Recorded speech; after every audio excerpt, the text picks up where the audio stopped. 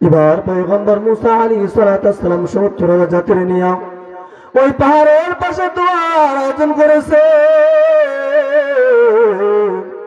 দোয়ার মধ্যে পয়গম্বর মুসা আলাইহিস সালাম আল্লাহর কাছে হাত তুলছেন, মালিক আমার জাতিরা আপনার কাছে দোয়ার জন্য দরখাস্ত করেছে, আল্লাহ আপনি মিশর জমিনে বৃষ্টি দিয়ে দেন।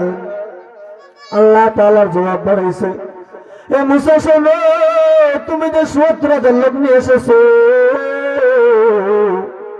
তুমি কি জানো ৭০,০০০ লোকের মধ্যে এমন একজন গুনাহগার ব্যক্তি আছে যে লাগাতার ৪০ বছর যাবৎ গুনাহ করে। কয় বছর? লাগাতার ৪০ বছর পর্যন্ত লাগাতার গুনাহ করে। ওই গুনাহগার ব্যক্তি যদি এই মজমা থেকে উঠে না যায়, আমি আল্লাহ তাআলা কোনোদিন মিশর জমিনে বৃষ্টি দেব না, তোমার দোয়া আমি আল্লাহ কবুল করব না।